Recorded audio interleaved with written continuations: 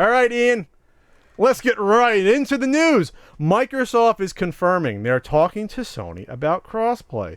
We would like to enable them to be part of that. One community to unite gamers. So you said before the podcast started recording that we spoken about this a while back. A while back. It might have been E3 of last year even, like a while back. And we talked about it briefly again, I think, this past E3 we only touched on it minorly. So Microsoft wants to do crossplay with certain games on the Switch. I believe the big one is Rocket League, because Rocket League is very popular. It's more immune to hacks, I believe, on consoles, and they would love to get that community together. But they would also like to do it with other games as well. Sure. Nintendo seems open to it. Microsoft is more than open to it. It would do nothing but benefit Microsoft, really. Well, they're losing badly to Sony in this generation war. Right, but if they could get, other people playing with Microsoft consoles, that would only help build community and get people using those consoles more. Well, this is what this tells me.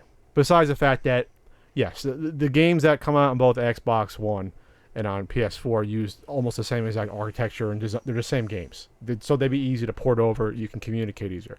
What this is telling me is that both companies are like, all right, hardware is going bye-bye, software sells. We have to push software sales as much as we could. And like you said, if there's a bigger community that can exist between two consoles, Xbox and Sony are usually competitors. Let's join forces and sell software. If you win, we both win. If we have, people playing the same game on both consoles, why not do that?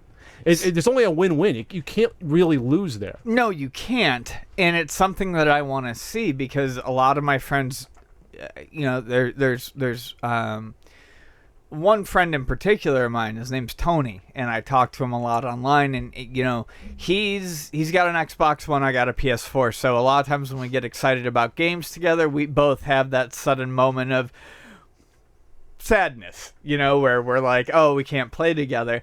I would love to see this happen, but it also proves to me that Sony doesn't feel like they're in a position where they need it. Mm-hmm. I think that also, you read between the lines on this, and I think it's apparent that Sony is like, we're in a comfortable spot. We don't have to help you out because we don't have to help you out.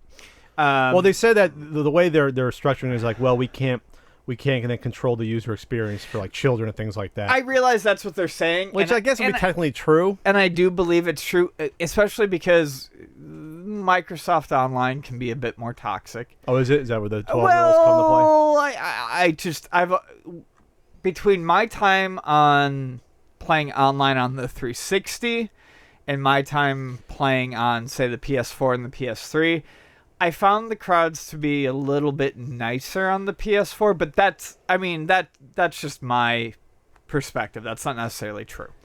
But I do think, Sony's, I do think the desire to make this happen would be flipped if Sony was doing worse than Microsoft was. Well, you have the Xbox Play Anywhere program, which is basically Microsoft saying the software matters more than the platform. They're devaluing their platform, though, I think, by doing that. Sure, but Microsoft Windows 10 is the biggest platform overall. Yes. So they're going to win this battle.